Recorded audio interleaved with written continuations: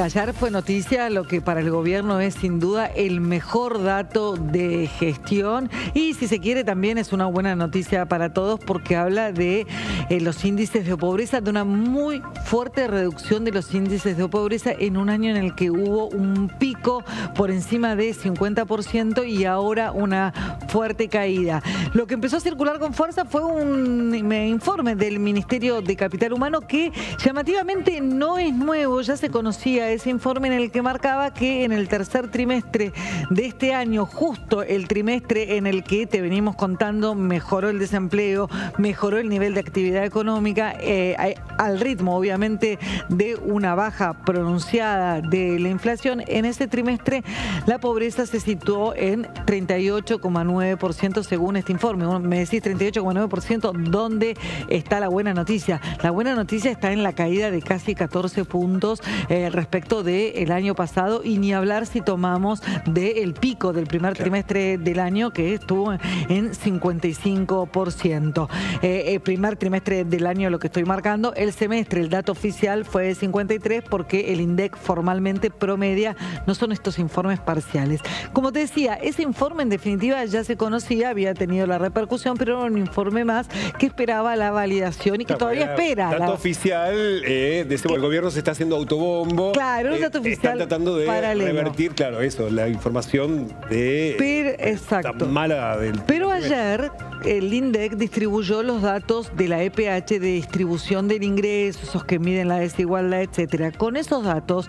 también distintas instituciones que hacen su propia medición y pueden proyectar la pobreza, y de hecho lo vienen haciendo, y vienen acercándose muchísimo al dato final que después es el oficial, y que son proyecciones muy serias, tanto la de la Universidad de Itela, como la del CEDLAS, como la de la UCA. Las tres ayer, las tres mediciones privadas con esos datos coincidieron con el número oficial de Capital Humano, con lo cual tenemos un nivel de pobreza que va a terminar el año por debajo de lo que recibió este gobierno, lo cual obviamente en términos económicos es una gran noticia, claro, y en términos políticos sin duda para el gobierno lo va a dejar mucho mejor parado porque desarma uno de los principales argumentos de la oposición respecto de las consecuencias del ajuste fiscal. Y de hecho precisamente en este punto el Ministerio de Capital Humano remarca que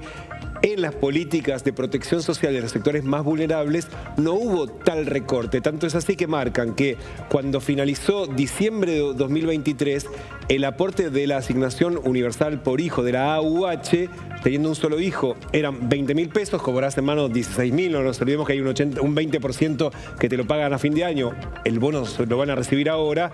y esos 20.000 hoy son 90.000. O sea, el aumento es 4 veces y media el valor de la AUH, que el gobierno dice, eso sumado a la tarjeta alimentar que complementa, que se duplicó, termina siendo precisamente lo que logra contener a los sectores más vulnerables que no sigan cayendo en la pobreza. Claro, y el punto ahí es que ese foco en los sectores más vulnerables con asistencia y ayuda directa, combinada con la baja de la inflación, porque lo único que permite, la pobreza se mide por ingresos, lo único que permite bajar la pobreza es la baja de la inflación por un lado, pero también un poco de actividad de crecimiento, un poco de recuperación. Si además en los sectores más vulnerables que no quedaron tan afectados por el ajuste de tarifas que afectó mucho a la clase media y a sectores bajos, medios bajos, pero no a los sectores más bajos y más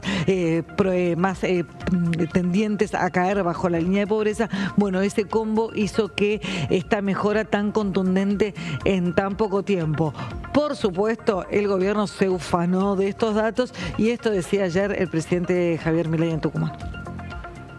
La pobreza del primer trimestre, que estaba en el 54,8%, el dato de pobreza que se conoció el día de hoy es de 38,9%. Y la indigencia, que en el primer trimestre era del 20,2%, hoy cayó al 8,6%. Aún habiendo hecho el ajuste fiscal más grande de la historia de la humanidad y decían que se iba a destruir el nivel de actividad económica, la recesión terminó entre marzo y abril